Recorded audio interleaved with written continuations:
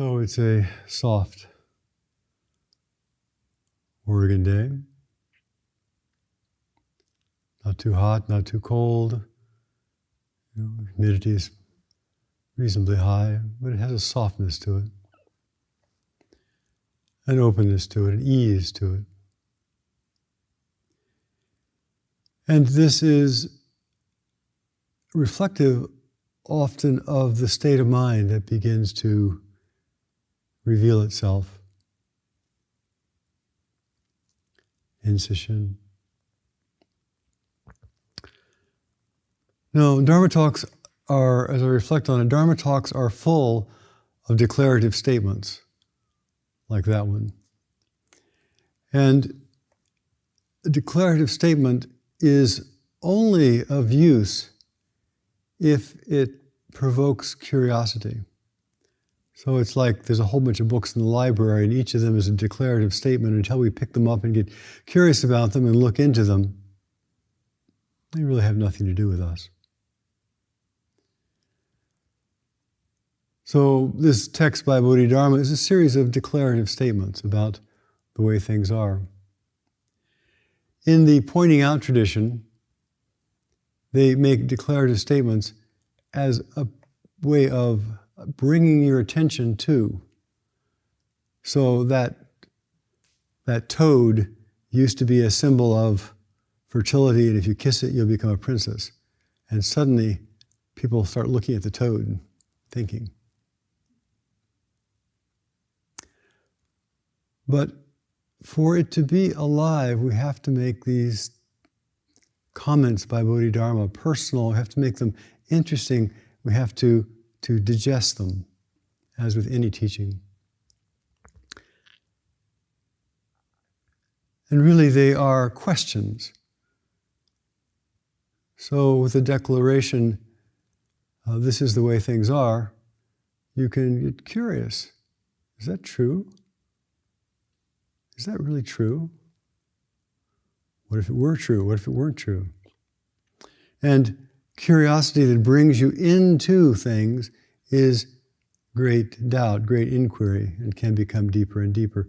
And the skeptical doubt that pulls you away from things and puts up blocks is an obstacle to practice. So Bodhidharma is talking now about awakening through principle and practice. Awakening. So what is awakening? He wouldn't be giving this whole little speech if there wasn't a basic assumption that waking up is a good idea, or an advantage, or worthwhile, or of benefit. If it were of no benefit at all, why bother? So what is waking up? And I think there are many ways of trying to articulate the inarticulatable, but seeing things clearly might be one way.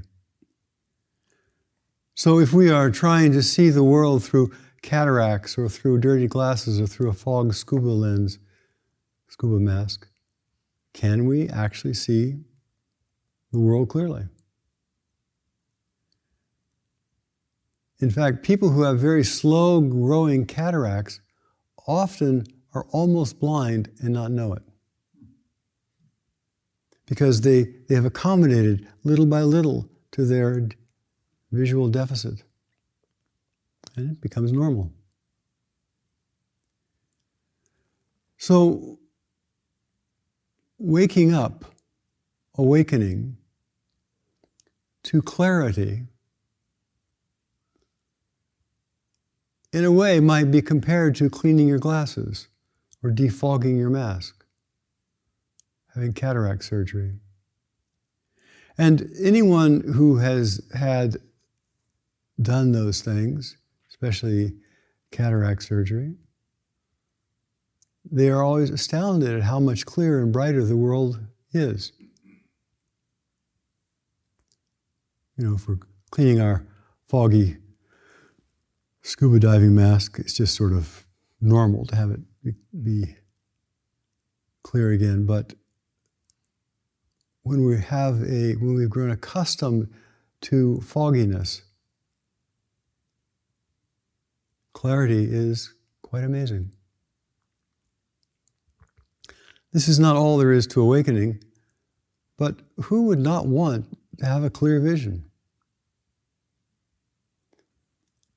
So then we have to reflect, well, what is the dirt or the fog or the dense optical material that occludes our vision, obscures our vision?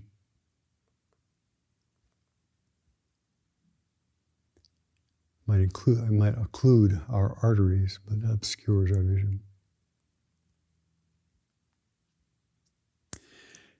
In spiritual terms, this particular fog is created by having the lens be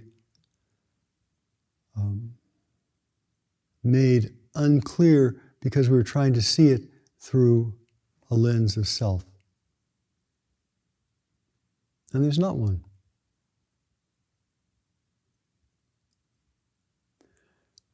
So how is it that our view of the world, of our life, of ourselves, becomes foggy and unclear? How does that happen? One way of looking at it is that as we believe our thoughts and the fixed ideas they rest on, we see less and less. And if you just look at any political situation, people looking through the fog of their own righteousness, they see less and less of the whole picture. So how do we clean that lens, this particular obscuration? We come to Sesshin. We look at the nature of mind, and we might have the experience of no thought. There is a place in us that is still and silent and spacious, our kind of fundamental nature. We all know it, we all can touch it, we all have tasted it. It's just obscured by our beliefs. So one way is to touch that truth.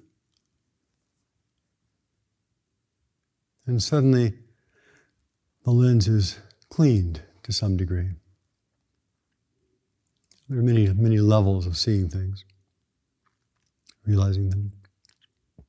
Or it may be that we are practicing and we're sitting in the zendo and we're doing zazen and we are bothered by this incessant, fragmented, disparate, conflicting series of thoughts and images. One way of cleaning the lens is just to see them as flickering lights. Just the way the mind works.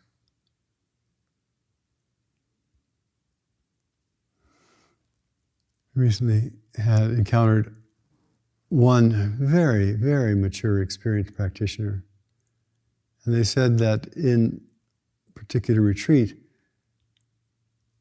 their mind was more scattered and fragmented than it had been in the last 40 years. And they were amused by it. They said, oh, I didn't even think that would be possible. And they weren't thrown off by it. They just said, oh, interesting phenomena. So to see our mind as really fluid, our thoughts as fluid, as flickering, somehow we don't buy into them in the same way. We don't give them the same credibility. We don't give them the same weight. And as we hold them more lightly, our vision is clearer. And the third general way, I'm sure there are many other ways of articulating this, the third general way is to know stillness, to recognize stillness. There are times in retreat that everybody touches when the mind or the body becomes very still. You can feel it in the zendo. The whole zendo becomes very still for a little while. The nature of life is impermanent, of course, so it changes. But to touch the fundamental stillness and to recognize that all of the perturbations on the surface are simply waves on top of the ocean is another way of cleansing that lens. Now, how do we recognize that? Well, certainly in this particular situation, at this particular time, we do it by doing Zazen. And we do it by doing enough Zazen that we are able to actually begin to see how the mind is working, how our mind is working, how our thoughts work, how our body is functioning. And there is nothing like being up against the wall with nothing else to bother you to really recognize that. Or as Anusha said, if you're curving like a snake all the time, moving around, and suddenly you have to go through a straight bamboo tube, you learn something about the nature of curving, something about your nature when you're put up against a particular challenge. When we're held in place by the schedule, we watch the ego writhe and twist and turn and complain, and we learn something about it. We come to Sesshin to wake up. And waking up can be, if we're deeply asleep, and there's a bell or a sound, we can wake up with a jolt and be discombobulated. We can wake up with a little anxiety. We can wake up with amazement. We can wake up with amusement. Lots of ways of waking up. And sometimes we can wake up a quarter, a half, or three-quarters, at least on this scale. And so many people have tastes of waking up of one sort or another. Waking up to the nature of their own mind. Bodhidharma lays this out in a different manner. He says, many roads lead to the path, but basically there are only two, reason and practice. To enter by reason means to realize the essence through the instruction and to believe that all living things share the same true nature. And as he talked about, it's not a belief. You just recognize everything is flowing. Everybody has difficulties. Everybody sees the world through their own lens. You know, just the way things are. Which isn't apparent. And to believe that all living beings share the same true nature, which isn't apparent because it's shrouded by sensation and delusion, thoughts and fixed beliefs. Because a sensation has no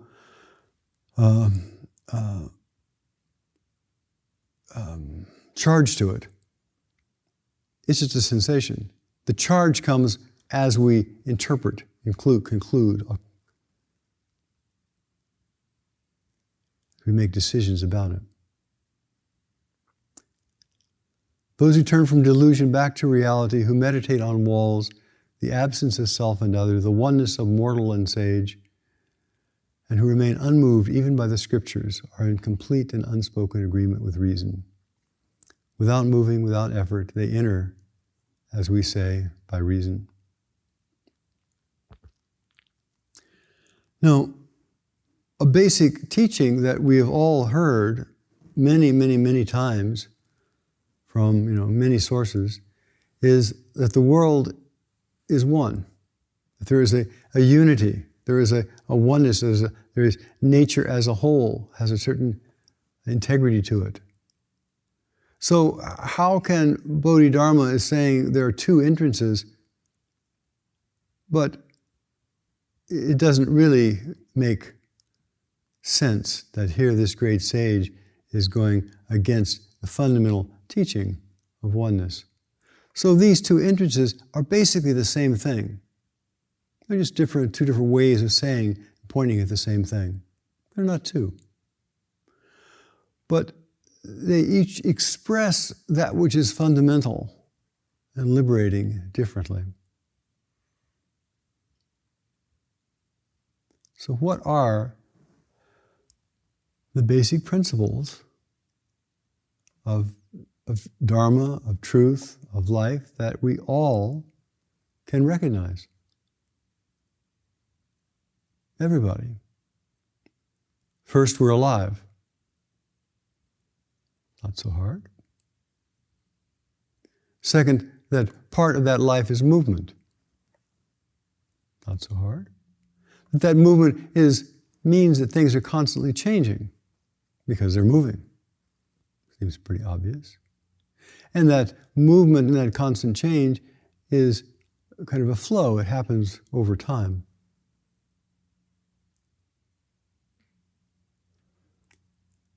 And if we look a little more deeply, we begin to see that that flow is connected to the banks through which it's flowing, through the ground through which it's flowing, through the mind that sees the flow, that flow of our lives is interconnected, intertwined with others. As you know, you could have that simple task of where did the zafu we're sitting on right this moment come from? And you look back and back and back and back and back and back and back and back and back and back and back and back and back and back, and it comes to the whole world. There's no end, there's no beginning to it. But we are here, at least my assumption, is that we are here because we want to embody, to know, to taste, to have confidence in, to be able to live in accord with the principles of liberation and not just think about them. Not just think, oh, I read that in a book and I agree with it and therefore it's true and I'll put the book away.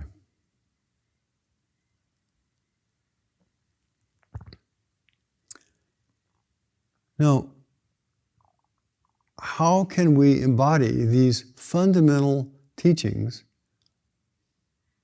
of Buddha Dharma, of impermanence, flow, inclusiveness, interconnectedness, emptiness? How can we embody them? Well, of course, we're always doing just that. So one answer is we already, when it's time to eat, we leave the zendo and we go to the cafeteria and we have our meal and we return. When we hear a bell, we start or stop something. When someone bows to us, we return it. So from one vantage point, our ordinary life, our life of responsive connection, is the great way.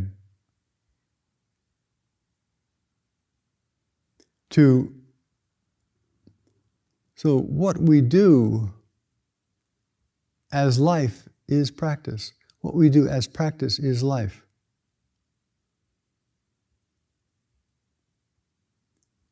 In the Vajrayana tradition, they say the path is the fruit.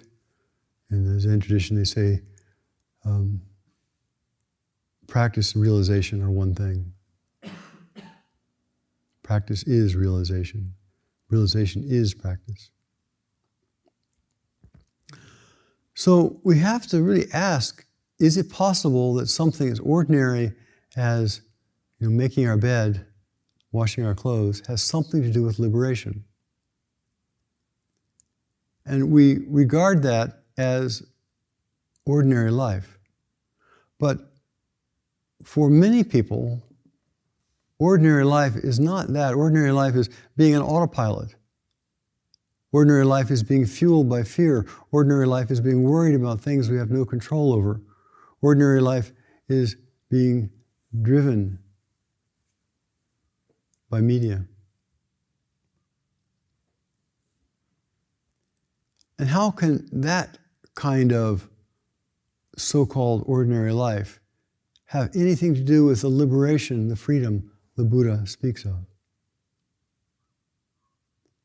So we often have a misunderstanding of this particular word. Ordinary life.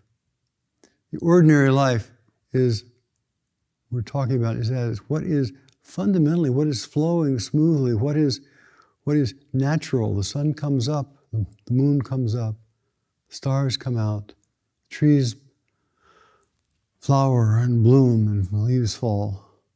That's ordinary life.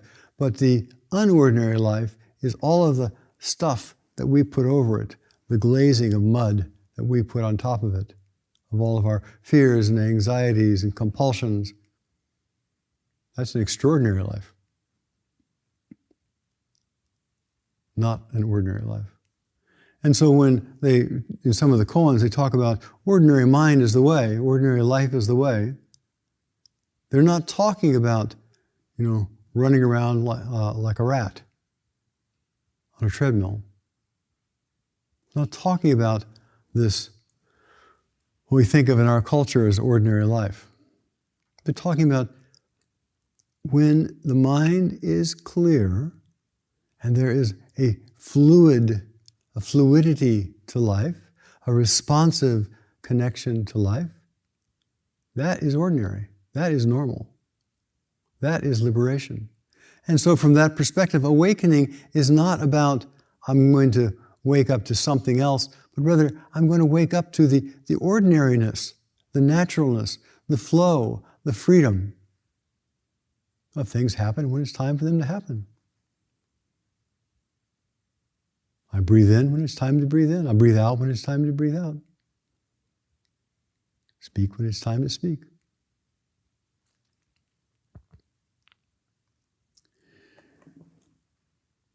The ordinary life that our culture tends to think about getting approval and getting insurance and having more pleasant experiences and going to Six Flags Magic Mountain or Disneyland and having more experiences, and the more intense and the more varied they are, the better. That is not liberation. And I guarantee that if you were just sitting in one place, you would have a lifetime full of experiences. And if we're paying attention, a lifetime full of interesting experiences. Things come to us. We don't have to go get them.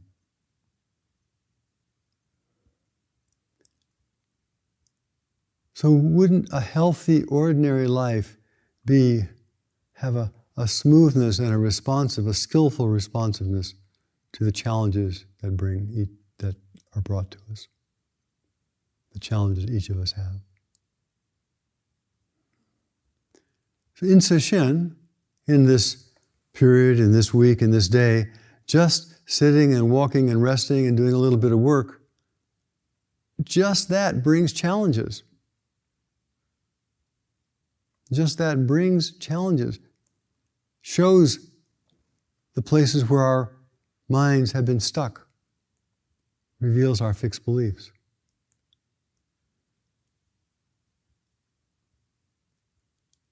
When we are metaphorically facing the wall, that is, we're not being distracted by all the world, we're actually sitting and kind of looking at what is, then indubitably,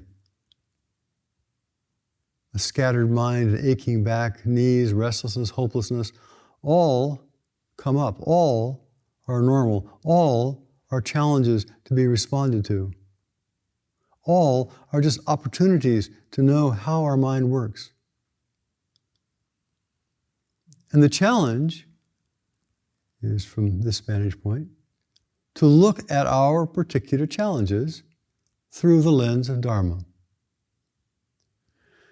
Dharma just means truth, through the lens of truth.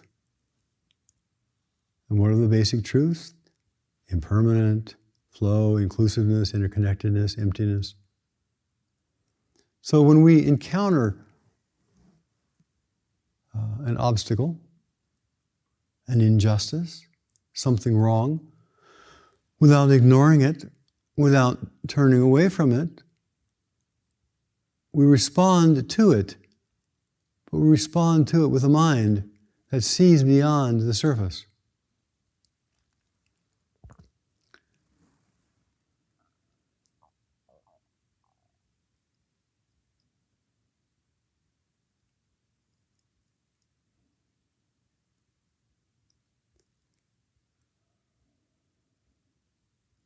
A mind that sees beyond the surface. We've talked many times about the the Buddha eyes or the Dharma eyes. That there's an ordinary way of seeing things. We see the mechanical, the Newtonian way that physical objects interact and affect one another. And then we can see a little below that, or a little bit above that, because we can see it in a very minute way about how this particular clock works or how this engine works. And then we can begin to see, well, how does that connect to the larger world? And we can see all that in an interconnected Newtonian way. Or we can look underneath it a little bit and see the motivations, see the emotions, see the flavor that is of the perceiver or of the action. We see other people, and if we're seeing on the surface, their clothes reveal who they are. But with our eye a little more refined, seeing the nature of life and not through the lens of self, we can begin to see, what are the emotional flavors? Or what is the aspiration of this person? We can begin to see a little more deeply. If we see more deeply still into things, we begin to see that they are fluidity itself. That this particular way of presenting is a fluid, temporary way, and that this situation, this person, this being will flow, will be different. Might be dead, might be rich, I don't know, but they'll be different. They'll continue to evolve, they'll continue to change. And if we look a little bit deeper, then we see that everything is interconnected. That everything we see, hear, smell, taste, and touch is affecting and is affected by my mind. How we see things shapes how they are in our world.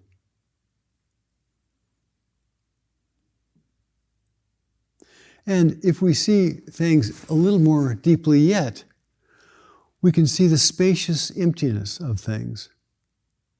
The spacious emptiness, the play of the cosmos, the play of energy, the play of the field. And perhaps if we see things more deeply, we can see with an inclusive mind that includes all these different levels. We each live in different worlds. Everyone sitting in this room right now is in a different world. There are people here who are in great bliss. And there are people here who are in a hellish realm. And there are people here who are bored to death. And there are people here who are excited and interested. They're different worlds. So being able to see that there are different worlds, different universes lie in all quarters, is part of the part of waking up.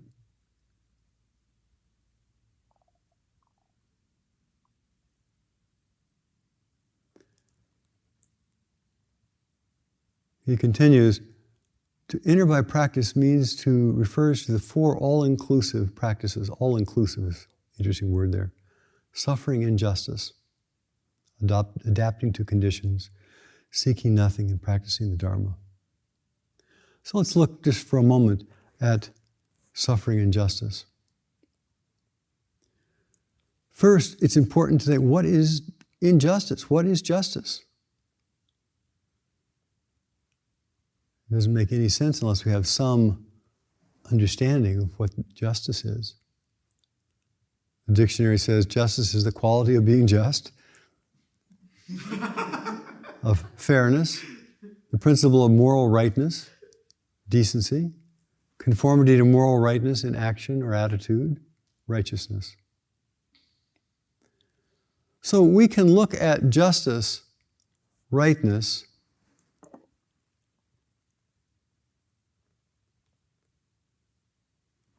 kind of maybe right in this sense means healthiness. We can look at it from a personal level, from a social level, from a cosmic level.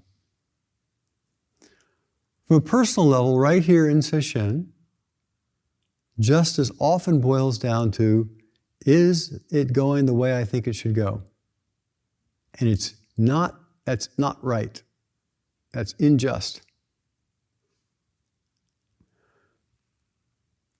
So, if justice, on one sense, means if things are agreeing with my view of them, then I always view them as pretty just, because I'm right.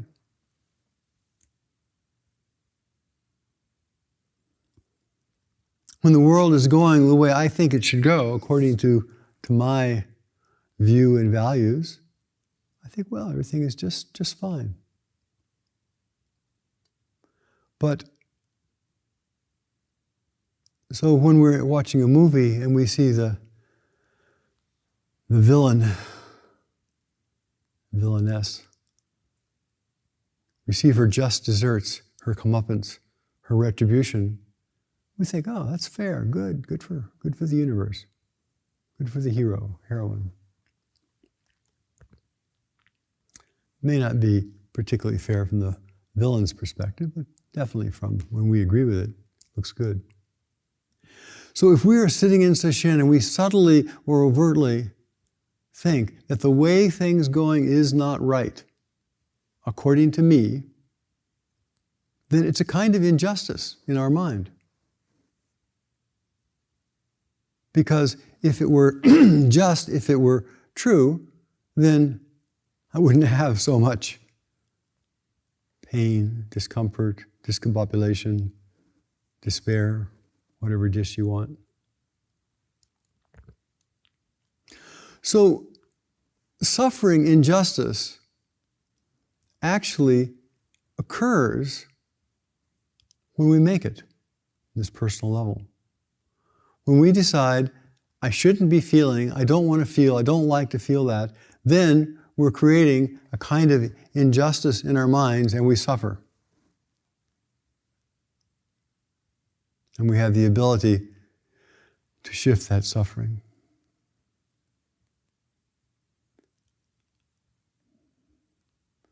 When we recognize every experience has importance, every experience is a teaching, every experience is coming towards us, and we have an opportunity to become more intimate and more alive. And during Sesshin, everything that happens is vitally meaningful. Then there's no injustice. So suffering injustice means partly just suffering our own deluded views. It's not quite the reading that the text implies. The text implies that, I'm just going along, just being really doing fine, and then something terrible I don't like happens to me, and I have no recourse but to dislike it and to suffer.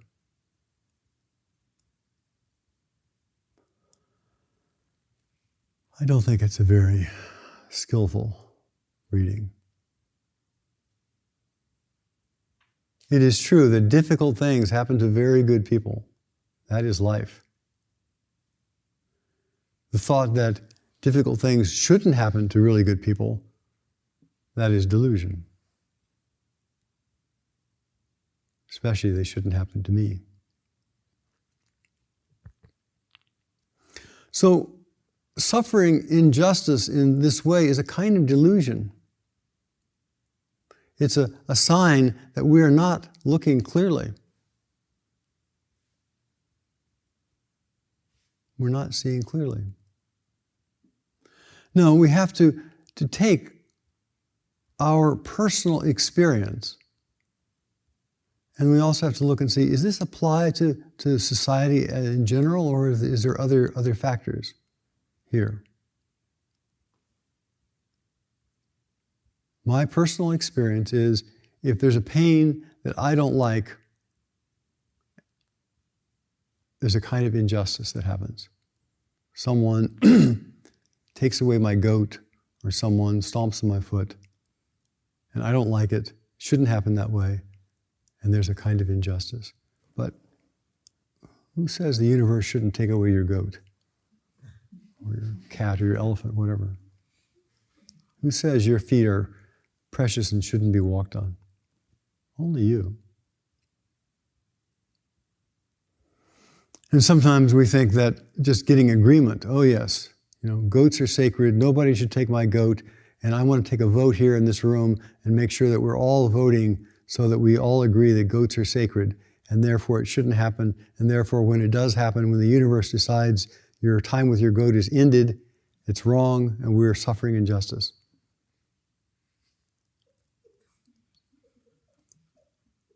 Agreement is not truth. As you all know, we can, as a country, agree that a crazy person is sane. It's just agreement. It doesn't make them sane. On a social level, what is injustice? We have to look at this from a practice perspective. The practice view is we want to practice kindness, we want to practice integrity, we want to practice honesty, we want to practice responsiveness, we want to practice being alive and connected and engaged. So first off, there is my interaction with things. Am I genuinely interacting with the things that I feel like need to be met? Or am I just sitting back and judging? It's one view. And then we have to ask, well, are my judgments right? Is the way I view the world the best way, the only way? Or is it possible there are other ways of viewing the world? Is it possible that there are other worlds?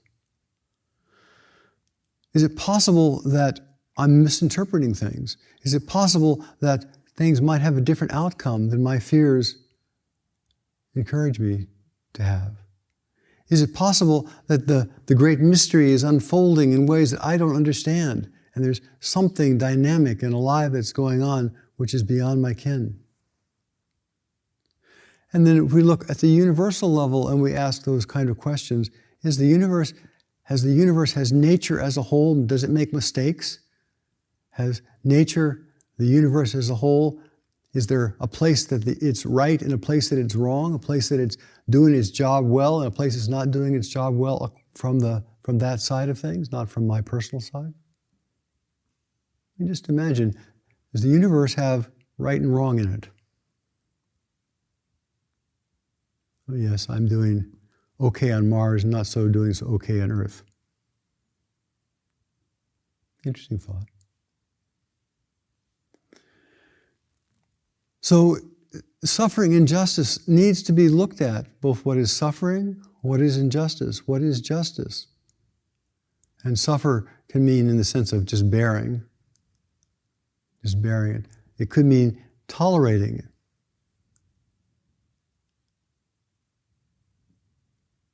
But I don't think that's very skillful in that way. Although everybody who comes to Sesshin, I guarantee you, learns patient endurance. It is a skill. And I guarantee everybody in this room is developing the skill of patient endurance. It's part of the process here. So let's take this a little bit further. There is only one Dalai Lama. There's only one Pema Chodron, one Dan Brown, as far as I know, and one of you. So what we regard as common is basically for human beings, body structure, information operating system, basic functions, eating, sleeping, excreting.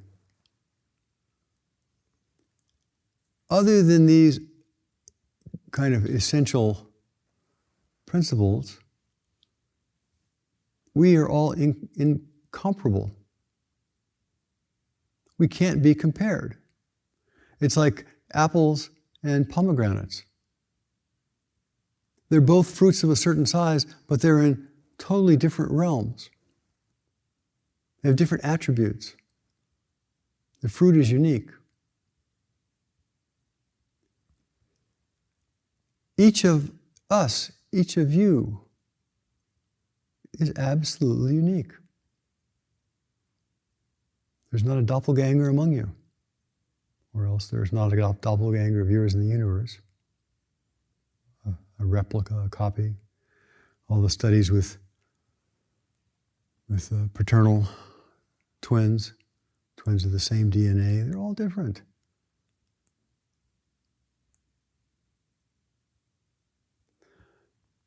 So from each of our perspectives, the world appears differently. And some people in this room, as I mentioned earlier, were sitting in a very hazardous, dangerous place yesterday. And some people were just quite totally normal and totally peaceful yesterday. Who is right? Who is wrong? Some people are sitting in the zendo surrounded by Dharma friends, and some people are sitting in the zendo with a bunch of strangers who are possibly threatening. And some people are just sitting with a bunch of lumps. And some are surrounded by bodhisattvas and sitting in deep samadhi. And others are just surrounded by friends and coworkers. No one has our particular constellation of experiences. No one who comes to Sesshin has the same trajectory, the same texture, the same experience as anybody else in the room.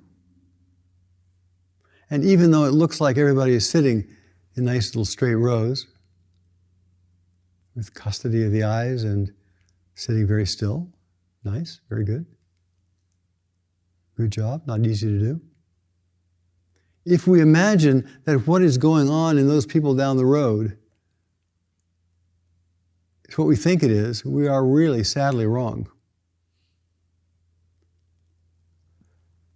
And so we can't compare our experience, our Sesshin, with anyone else and be accurate. Every comparison, certainly in terms of personality, insight, experience, is off. We do compare ourselves with our future perfect self. We do compare ourselves with that future perfect self in deep samadhi, who's awakened, who's wise, who's calm, who's clear, who's at ease, who's flowing with all circumstances, who's responding with skill and equanimity. We do compare this with that fantasy person. And of course, that fantasy person never comes to be, because the future is always different. So we're sitting in Sesshin, and rather than suffering injustice, we're sitting in Sesshin suffering, sitting in Sesshin experiencing, sitting in Sesshin and being with our particular unique life. And the particular things that bubble up in our particular unique life are important for us.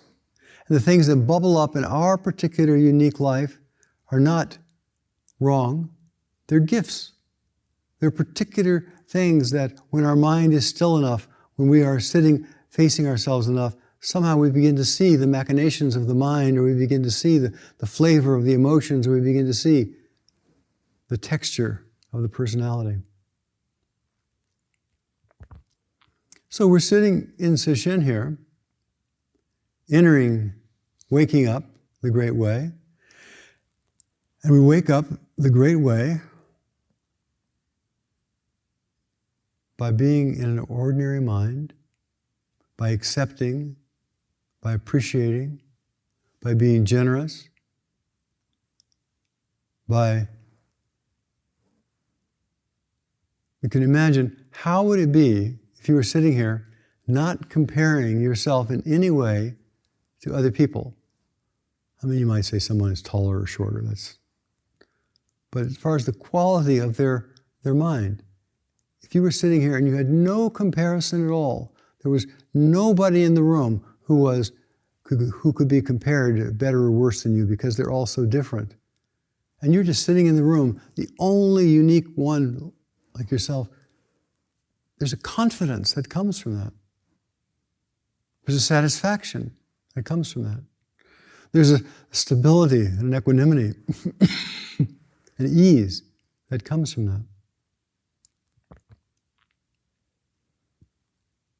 Even our restless, jagged thoughts are a gift when we're not comparing. So, in this room, right now, with the mind open, with the mind awake, with the mind alive,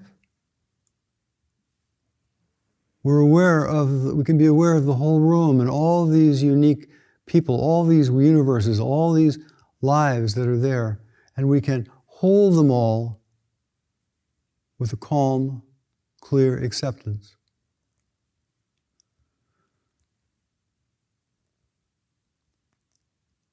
And of course, we have to include ourselves in that people in the room. And that's not acceptance of our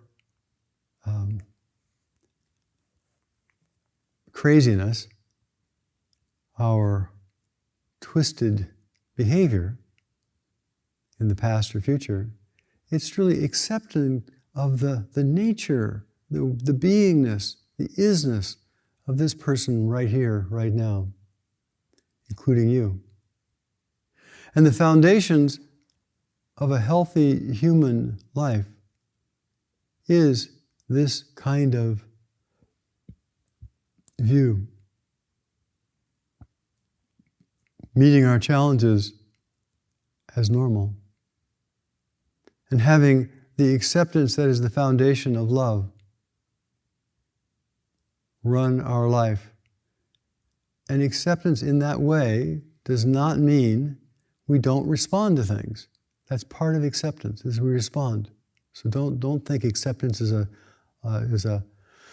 mushroom on a log, just sitting there.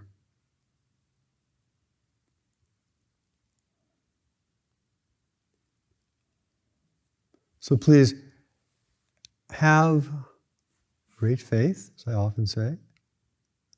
Recognize that what is happening and has happened, just fine, just fine. Recognize that we're trying to see more clearly to wake up. We're not trying to get rid of the things that we don't like. If we wake up from a dream, the dream naturally does what it does.